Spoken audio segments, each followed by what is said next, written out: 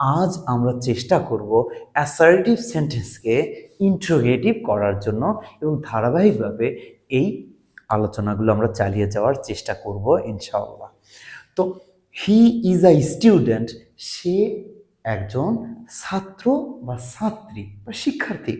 এই সেন্টেন্সটাকে আমরা ইন্টারোগেটিভ করার চেষ্টা করব এবং এর আগেই আমরা বলেছি যে আমরা সেই যা বলা আছে ইন্টারোগেটিভ সেটা করব, গ্রামার ঠিক রাখতে হবে এবং অর্থ চেঞ্জ করা যাবে না। অর্থাৎ আমরা কনস্ট্রাকশন বা ফরমেশন স্ট্রাকচার চেঞ্জ করব, গঠন চেঞ্জ করব, কিন্তু অর্থ চেঞ্জ করতে পারবো না। We shall use the helping verb according to tense, subject, person and number. এবং আমরা হেল্পিং ভার্বটা ব্যবহার করব টেন্স অনুযায়ী, সাবজেক্ট অনুযায়ী এবং নাম্বার অনুযায়ী। So we also need to find out what kind of tense is it. সেজন্য আমাদের জানতে হবে এটা কোন টেন্সে, কারণ টেন্স অনুযায়ী হেল্পিং ভার্বটা আসবে। It is simple present tense. So she is a student. তাহলে আমরা এটাকে ইন্টারোগেটিভ করতে কি পারি? সে একজন ছাত্র। সে কি একজন ছাত্র? দেখি আমরা তাহলে কি ব্যবহার করছি? Is, helping verb is. Is he a student? সে কি একজন ছাত্র? And of course, we must use question mark in interrogative sentence.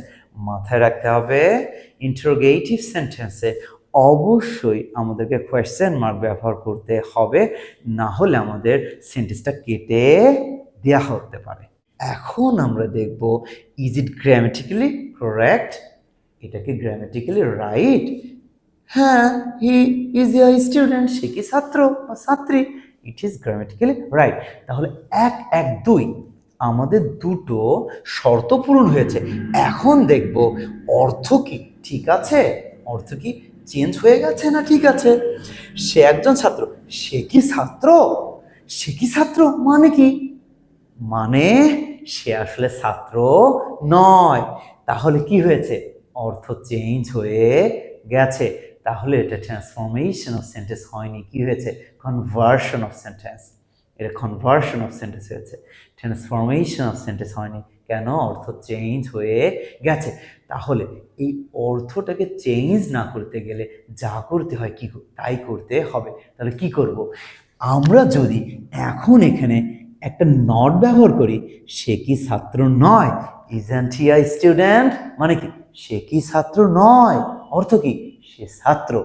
তাহলে কি করছি? অ্যাফার্মেটিভ সেন্টেন্সকে ইন্টারোগেটিভ করার জন্য আমরা ইন্টারোগেটিভ করছি, সাথে নেগেটিভ করছি।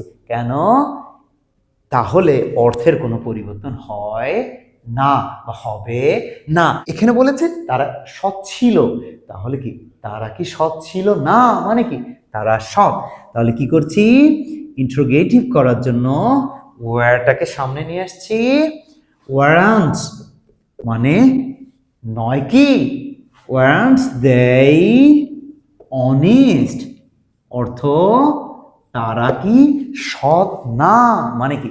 তারা সৎ ছিল। তাহলে আমরা কি করছি? এই অ্যাফার্মেটিভ একটা সেন্টেন্সকে ইন্টারোগেটিভ করার সময় আমরা সেটাকে ইন্টারোগেটিভও করতে হচ্ছে, সাথে কি করতে হচ্ছে? নেগেটিভ করতে হচ্ছে। শুধু ইন্টারোগেটিভ করলে অর্থ চেঞ্জ হয়ে যাচ্ছে। তাহলে they were honest, তারা সৎ ছিল, ইন্টারোগেটিভ। weren't they honest, তারা কি সৎ ছিল না? It is an successful interrogative sentence. আসসালামু আলাইকুম।